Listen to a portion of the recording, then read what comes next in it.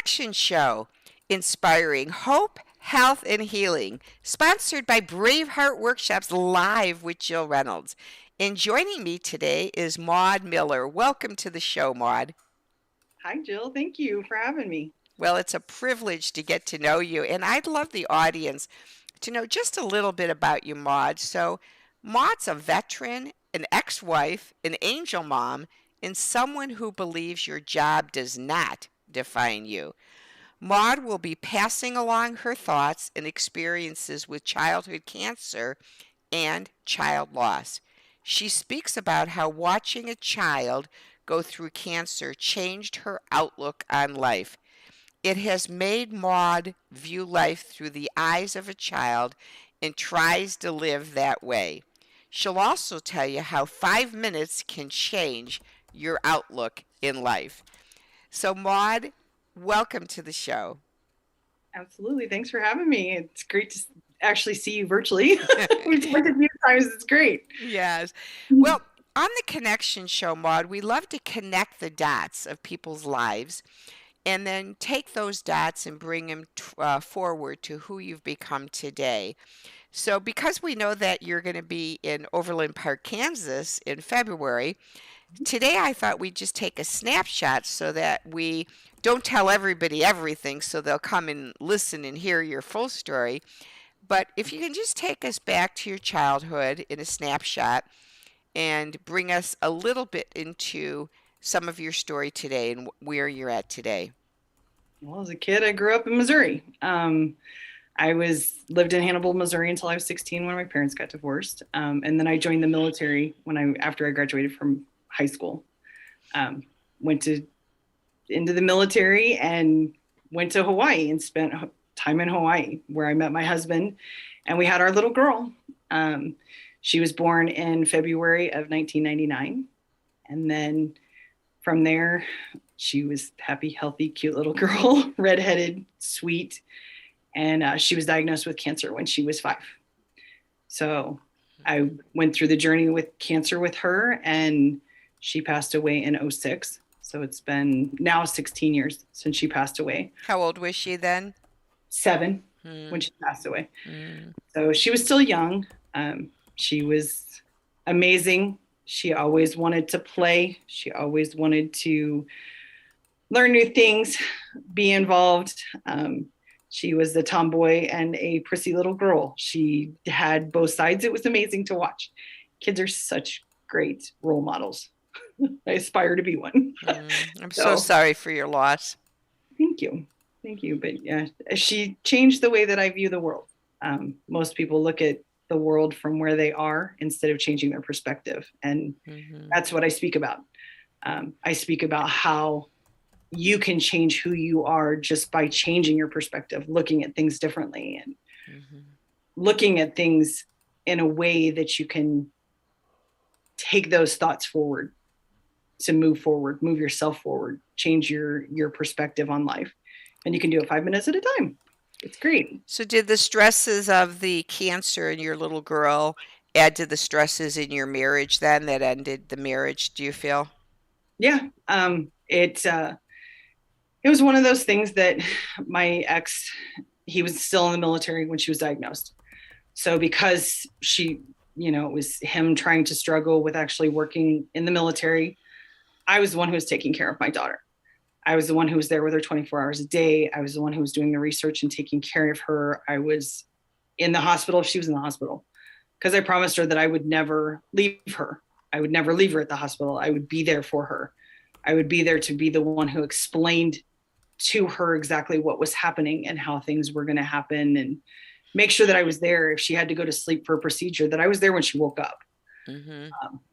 It's important for kids to know and have that anchor. So I was that anchor for her. So did you resign from the military at that point so you could be a full-time caregiver? I actually was in the military until she was born. Okay. My ex-husband and I were both in the military, and we were supposed to deploy at the same time. So I would have missed out on formative years, young years, when she was little. So I got out of the military not long after she was born. So I got out in 99, September of 99. She was only 7 months old at the time. Yeah. So Hmm. got out So when she was young. so take us then on the journey then after your what was your little girl's name? Her name was Alyssa. Alyssa. So after Alyssa passed, and I see your butterfly behind you, I'm sure the butterfly has a lot to do with her life. Yes. That Mm. particular one was actually painted by the kids that she went to school with. It's hand painted on silk. It's a kite that can actually be flown. It's never actually been flown, but it hung in her room when we were living in Hawaii.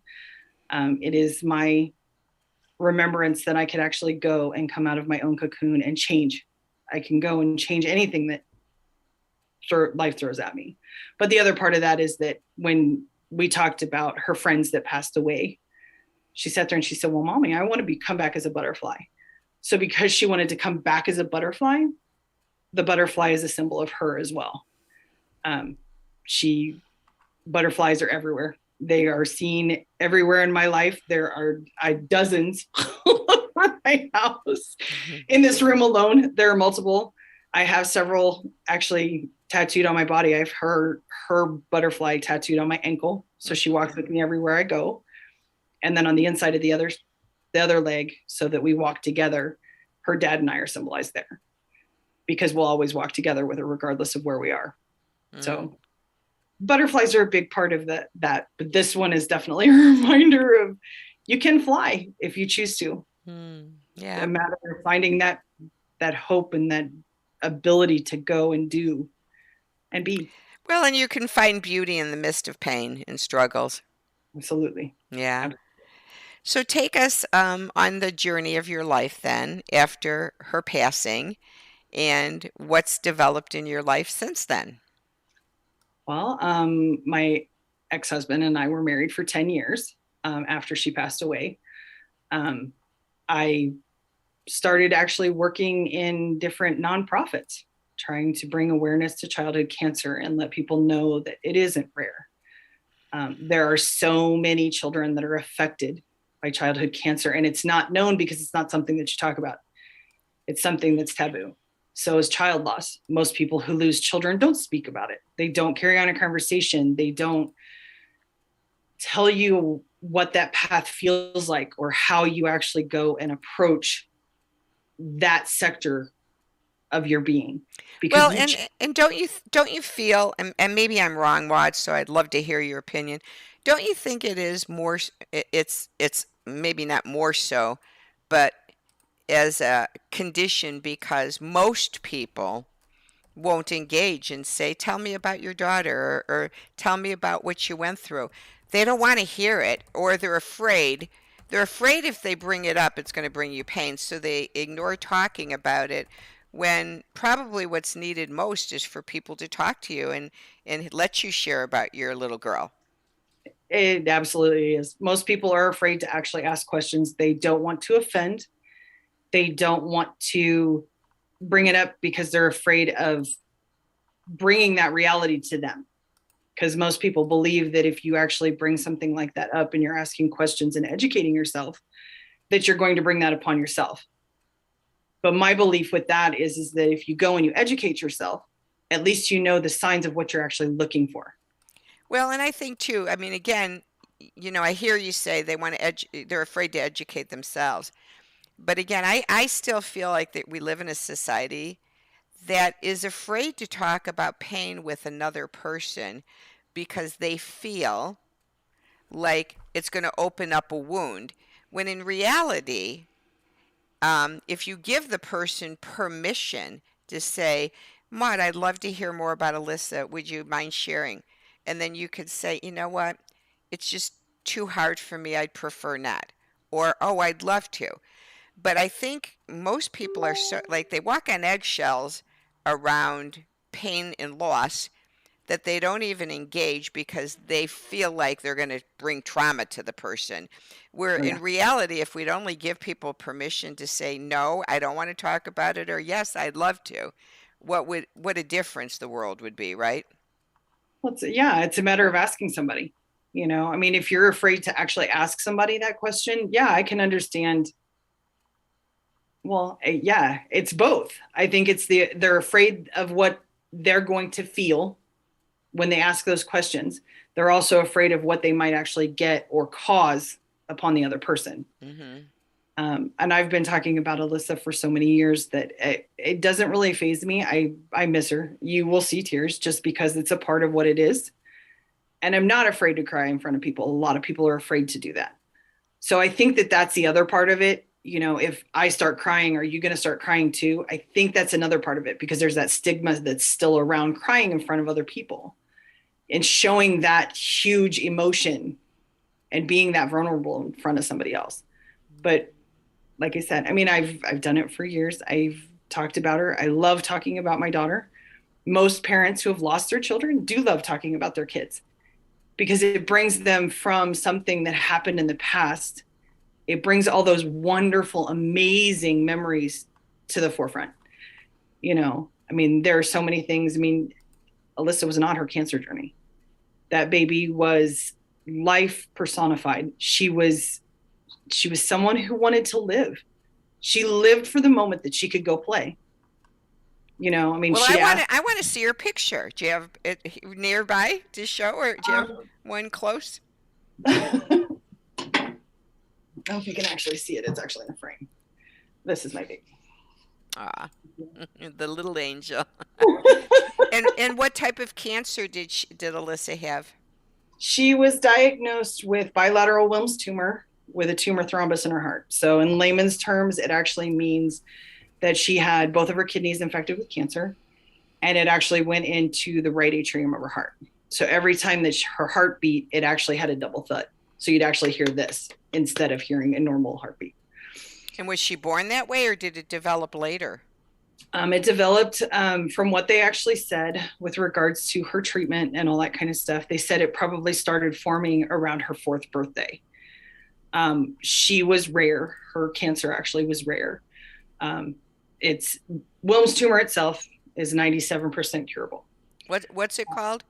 Wilms tumor. Wilms. WILMS. And what kind of symptoms did she have that made you realize she needed to go see a doctor? How was, how did you find it? Because most times you don't even know a kid's sick. She was full of life and crazy, but on her birthday, actually a couple of days before her birthday, she started peeing blood, like the color of Kool-Aid. Very Okay. colored Kool-Aid.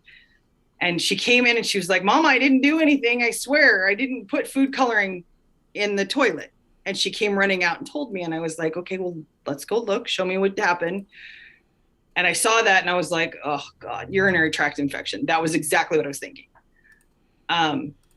So I was like, "Okay," well, I said, "Let's call the doctor. We'll take you in. We'll go and find out." We went into the emergency room 3 times before we actually found out. Wow. 3 times? Mhm. Oh, They just actually accused me of child abuse, um, because they kept saying that there's no reason why she should have been peeing blood like that if there was no infection. So I was accused of child abuse. because um, because the markers for UTC came back negative, right? yes, And everything came back negative for it, and there was no description or reason why. Because the second time that I took her back, she was actually peeing blood clots. So and then because they still didn't do anything. they ran a bunch of tests. They did several x-rays during that one. They did a CT scan, which came back, and they sat there and they said they couldn't figure out what was going on. The third time back in the ER, because I basically threw a temper tantrum, which is probably not a great way to put it, but I would have by the second one, or maybe the first. well, because I brought her back in and she was actually throwing up stomach acids. So that was the third trip back. And then when the doctor actually walked in and told me about her diagnosis, he walked in, he looked at me and he said, "Well, we have good news." I was like, "Oh, that's fantastic," thinking, great news. And he looks at me and he says, "Your daughter has cancer," and then left. I knocked over a crash cart that was behind me. And my baby is sitting there in the bed looking at me going, "Mom, are you okay?" So, and then about 15 minutes later, felt like an eternity, the pediatric oncology unit came in and actually started talking to me, telling me what was going on with her and what the, Where was this at, in Hawaii? it was in Hawaii. It was actually at the Veterans, it was actually at Tripler Army Medical Center. But it's just an experience. People don't expect cancer in a kid, so they're not looking for it. They're looking for typical things. Yeah.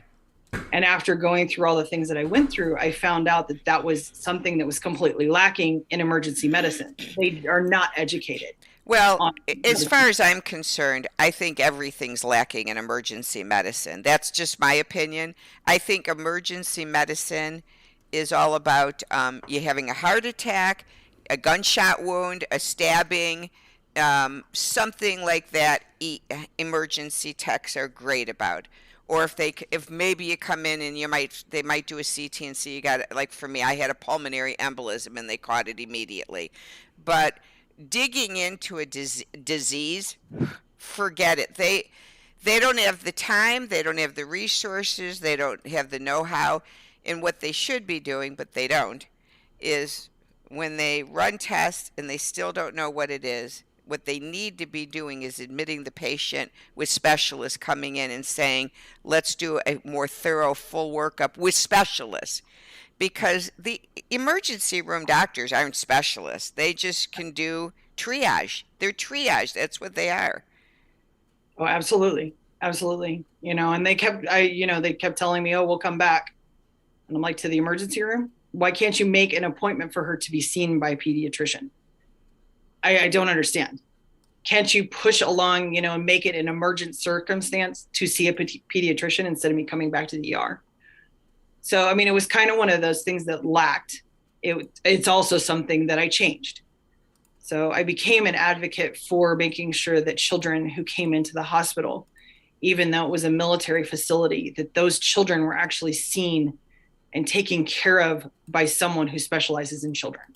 Well, and I think we're for children and adults, I think you need to learn how to be your own medical advocate for yourself. You have to be. And by that I mean, if you're in a circumstance like you were, Maud, um, and they're getting ready to release you, you insist, say, I want my child admitted. You admit my child immediately so that my child could be seen by specialists until they find out what is causing this disease in her body. You just, not you, but we can't just allow them to send us home and say, go, get released now. And they're sick, Yeah, exactly. you know, and but I have a whole nother realm about that, and I know you've just had recent loss because of COVID now, and Yeah. people sending people home and not getting the treatment that they deserve and not getting the right protocol is. Well, and the crazy thing about that was the opposite. They overtreated. Instead of telling her, hey, you know what? You are better off actually going home and getting exercise and being outside in the sun and that kind of stuff. They admitted her. So, I mean, that. Well, again, it's bad. No, It's either it's money Some or type of it's neglect. It's confidence. one or the other. It's really not patient care anymore. I don't no, feel.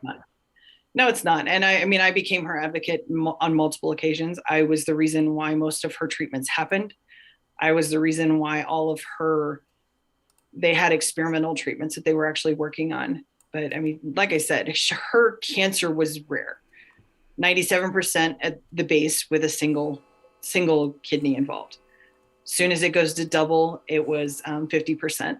So if the ER would have caught it immediately, do you feel like there could have been a way for her to live, or no? Was it terminal no matter what? Well, she lived for 2 years. She actually went into remission, and children that were in her state, we were told initially there were 5 additional children or 5 children before her that came that didn't survive. They didn't survive their first set of treatments. So just for her to make it into remission, we overcame something that was not expected to happen. Hmm. Because it dropped to 0 as soon as it got to where she was with the tumor thrombus that actually went into her heart. Her survival rate dropped to 0. When she made it through that first set of treatment, she survived the odds. she actually was given kind of a second chance, something that most other children that were in her situation didn't have that. Mm-hmm. So I felt fortunate because I had more time with her. Yeah. You know, I mean, I had talked to other parents that were in the same situation that had the exact same diagnosis. I talked to the parents that had actually lost their children prior to Alyssa.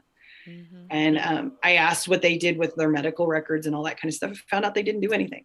They let their medical records basically just sit in a vault and didn't do anything with them. So I was like, okay, fine. So I took all of her medical records. I submitted them to the NIH. I submitted them to the Childhood Cancer Organization. I submitted them to childhood cancer research firms to make sure that her research, everything that she went through, everything that I forced on doctors making a decision about, that those things became something that helped another child. Mm-hmm. She's helped 21 children now.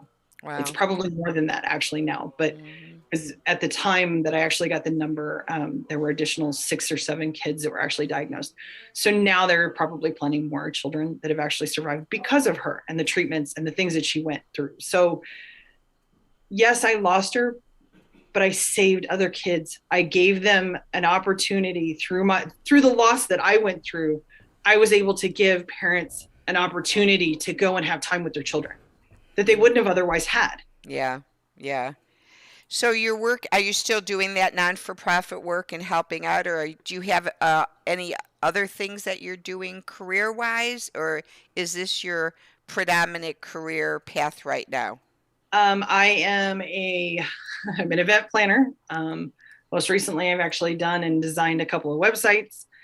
I've anything creative. I'm actually pretty good with it. I've got a degree in graphic arts. I've also got a degree in communications. So I'm kind of all over the board. I love communicating with people, talking to people, carrying on conversations. Um, I haven't done a whole lot with actually talking about Alyssa recently, Mm-hmm. after a horrible experience with speaking in front of a group of people. So this is relatively new with Well, doing this again. So just kind of all over the map, trying to figure out what I want to be when I grow up. that's okay. Hey, we're on the journey together. Well, I'd love the audience to know that Maude is going to be coming to Overland Park, Kansas, to the Sheridan Convention Center on February 11th through the 13th. And she's going to be speaking and sharing her story about becoming the best you can be and overcoming challenges in 2022. So, um, we'd love for you to support Maude as she shares her journey of becoming the best she has become and sharing it with you. And I'd love for you guys to see Maude's bio here. I have it up on the screen and how to get a hold of her. And then this also is the flyer for the event where you can go to the website called comechangeyourlife.com and you can register now to attend the event either live or virtually. So it's going to be a hybrid event. And so if you can get to Kansas, the Kansas area for February 11th through 13th, it will be so amazing for you to meet these speakers that we'll have. If for some reason you can't travel and get there because maybe you live in a whole other country, it's going to be only $49 for the entire weekend to hear transformational stories to help you become the best you can be. So, in closing, Maude, can you share with us when you heard about this event that Brenda Ringwood is doing, and she invited you to be one of the speakers? What made you say yes? Her persistence. Actually, I found out in November when I spoke, how many people actually their stories actually coincided with mine. I found out what they were and who they were, and I was able to connect with people who have lost their children or people who have not been able to go and move on from loss. It's a difficult journey, Mm-hmm. and most people don't succeed. So I wish he would be quiet. I don't know what he's barking at. That's That's okay. So, Um, so when you realized that and she asked you, that was what led you to want to speak. yeah, absolutely. Good. Absolutely. It was kind of something that I mean, if other people can be helped by the words that come out of my mouth, I would, and then I've done my job. I've done something to help someone else actually succeed and become better and do better and be able to strive for something that they weren't expecting to. Mm-hmm. And I mean, reaching out to people who have actually lost their children, I know from experience how hard it is to get over that or to move forward because you never really get over it. So, I mean, helping people to actually experience something that is more joyful, something that, taking the experiences that they had with their kids and taking those and moving them forward and actually bringing them into something where they remember their kids when they go redo them, or they take and they actually change their viewpoint and actually look at the way that their child saw the world, and would be seeing the world through their eyes now, no matter how old they would be. I mean, Alyssa would be 20, coming up 23, which is really hard to believe. But I mean, knowing that, changing my perspective on how things look and the view of the world and that kind of stuff, that's important to me. Mm-hmm. It's something that everybody needs to realize. Mm. If you change your life and you change the way that you view anything and everything, it's an amazing way to live your life. Mm-hmm. It's an amazing way to change your life. So Well, thank you so much for coming on and sharing a little bit about you. And for all of you listening, please go and get a ticket today and join us either in person in Overland Park, Kansas, or virtually online for the hybrid event. Thanks again, Maude. It's a privilege to get to know you a little bit better. thank you, Jill. Bye now.